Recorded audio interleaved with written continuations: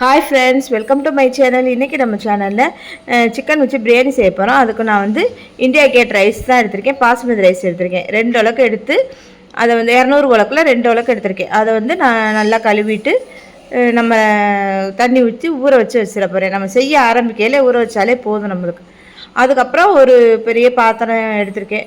அதில் வந்து நான் வந்து கொஞ்சம் எண்ணெய் நெய் சேர்த்து நெய்யில் முந்திரி பருப்பு, அது பட்டை, பிரியாணி இலை, ஏலக்காய், கிராம்பு, நட்சத்திர சோம்பு அது எல்லாமே போட்டு நல்லா பொரிஞ்சதுக்கப்புறம் நம்ம முந்திரி பருப்பும் போட்டுறோம். இதில் போட்டு நல்லா பொரிஞ்சதுக்கப்புறம் நல்லா பெரிய சைஸ் வெங்காயம் 2 வெங்காயம் எடுத்து நல்லா நீல வாக்கில் நைஸாக கட் பண்ணி வச்சுருக்கேன்.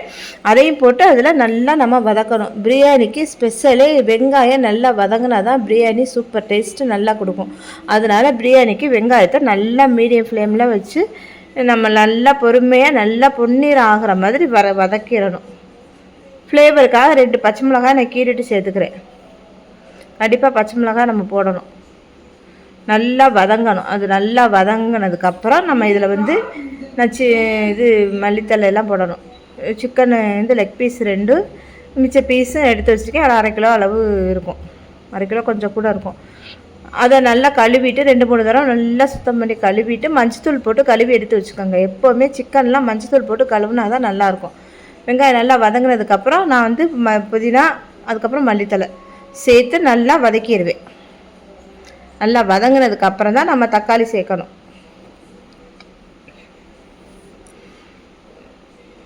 தக்காளி வந்து நல்லா கனிஞ்ச பழமாக 2 பழம் எடுத்திருக்கேன். பெரிய சைஸ் தக்காளி தான், மீடியம் சைஸாக இருக்கும்.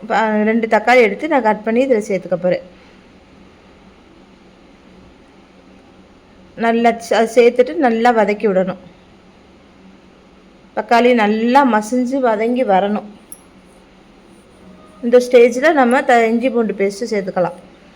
தக்காளி எப்பவும் போல் நம்ம கொஞ்சம் உப்பு போட்டோம்னா தக்காளி ஈஸியாக வதங்கிடும். அதனால் நான் உப்பு சேர்த்துருக்கேன்.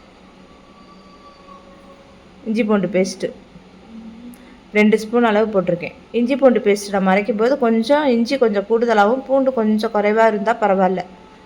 அப்படி தான் நம்ம அரைக்கிறோம். அப்போ தான் இஞ்சி தான் தூக்கலாக இருக்கணும். அது மாதிரி 2 ஸ்பூனுக்கிட்ட நான் தயிரும் சேர்த்துக்கிறேன். தயிர் சேர்த்து அப்படியே விடக்கூடாது. நல்லா அதையும் நல்லா வதக்கி விட்டுறணும்.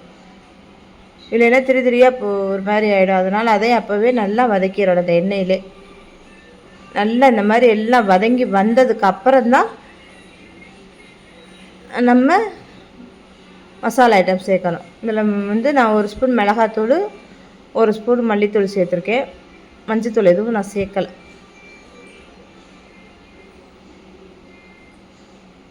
அதே மாதிரி கரம் மசாலா தூள் 1 ஸ்பூன் சேர்த்துக்குவேன். கண்டிப்பாக கரம் மசாலா தூள் போட்டால் தான் பிரியாணி மசாலா. பிரியாணி மசாலா இல்லைனாலும் கரம் மசாலா நம்ம சேர்த்து போட்டுக்கலாம். அதுவும் எல்லாம் ஒன்று தான்.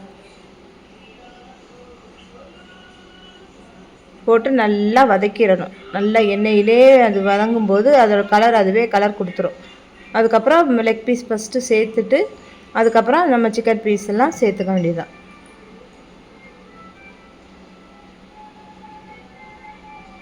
தண்ணி இல்லாமல் புழிஞ்சிட்டு நம்ம சேர்த்துக்கணும். நம்ம கழுவி வச்சுருக்கையில் கொஞ்சம் தண்ணி இருக்கத்தான் செய்யும். அதை நல்லா நம்ம புழிஞ்சிட்டு நம்ம எடுத்து சேர்த்துக்கணும். சேர்த்துட்டு நம்ம நல்லா அந்த இதில் நல்லா அந்த கிரேவியில் சேர்ந்து வர்ற மாதிரி நல்லா மிக்ஸ் பண்ணிடணும். இதிலே கொஞ்சம் நேரம் சிக்கன் வேகட்டும். வெந்ததுக்கப்புறம் அப்புறம் நம்ம தண்ணி சேர்த்துக்கலாம்.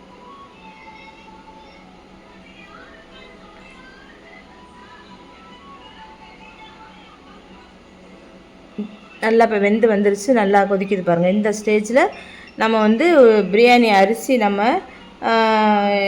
1 பங்கு அரிசிக்கு 1.5 பங்கு அளவு தண்ணி ஊற்றணும். கரெக்டாக தண்ணி ஊற்றினோம்னா தம் போடும்போது தண்ணி நம்மளுக்கு அளவு கூடி போகாது. கணக்காக தான் வச்சுக்கணும். பிரியாணியில் பாசுமதி ரைஸுக்கு நான் வந்து நம்ம 1 உலக்கு அரிசி எடுத்தோம்னா 1.5 உலக்கு தண்ணி ஊற்றணும். அதுதான் கணக்கு. அந்த மெத்தடில் நீங்கள் எவ்வளோ அரிசி எடுக்கிறீங்களோ அதுக்கு தகுந்த மாதிரி தண்ணி ஊற்றிக்கோங்க. ஒரே ஒரு அரை எலுமிச்சம்பழம் மட்டும் நான் புளிஞ்சு விட்டுக்கிறேன். நம்ம தயிர் எல்லாமே சேர்த்துருக்கறதுனால அரை எலுமிச்சம்பழம் மட்டும் புளிஞ்சு விட்டுருக்கேன். நல்லா கொதிச்சு வருது. இப்போ கொதிச்சு வரும்போது கறி வெந்துரு, இப்போ முக்கால்வாசி கறி வெந்துடும். நம்மளுக்கு லெக் பீஸ் மட்டும் வெந்திருக்கான்னு ஒரு செக் பண்ணி பார்த்துட்டு உப்பு வந்து நம்ம ஒரு கல் கூடவே போடணும். அப்போ கொஞ்சம் கூட போடும்போது தான் நம்மளுக்கு அரிசி போடும்போது அது ஈக்குவல் ஆகும்.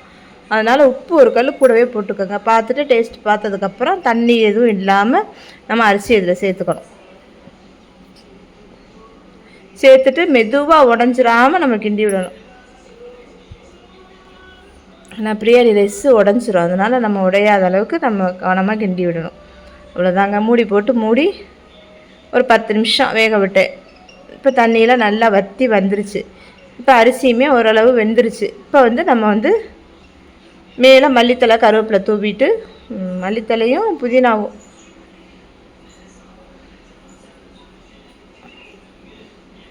தூவிட்டு நம்ம வந்து ஒரு மிக்ஸ் பண்ணிவிட்டு நம்ம தம் போட்டுற வேண்டியது தான். 10 நிமிஷம் 15 நிமிஷம் போட்டால் போதும். இப்போ நம்மளுக்கு தண்ணியெல்லாம் நல்லா வற்றி வந்துருச்சு. நம்ம ஒரு தோசைக்கல்லை நல்லா சூடு பண்ணிவிட்டு பிரியாணியை தூக்கி வச்சு அது மேலே ஒரு பாத்திரத்தை ஒரு தட்டு வச்சு மூடிட்டு அது மேலே நல்லா கொதித்த தண்ணி ஒரு எடுத்து அதையும் அது மேலே வச்சிடுறேன். வச்சுட்டு ஒரு 10லேருந்து 15 நிமிஷம் அடுப்பை சிம்மில் வச்சு லோ ஃப்ளேமில் வச்சுட்டு நம்ம மூடி எடுத்துட்டோம்னா நல்லா சுவையான சூப்பரான நல்லா உதிரியான சிக்கன் பிரியாணி ரெடி ஆயிடுச்சு. 10லேருந்து 15 நிமிஷம் தான் தம் போட்டேன். போட்டுட்டு இப்போ நான் எடுத்துட்டேன். பாருங்கள், தண்ணி எதுவுமே இல்லாமல் நல்லா உதிரியாக நல்ல சிக்கன் பிரியாணி நல்லா கிடச்சிருக்கு.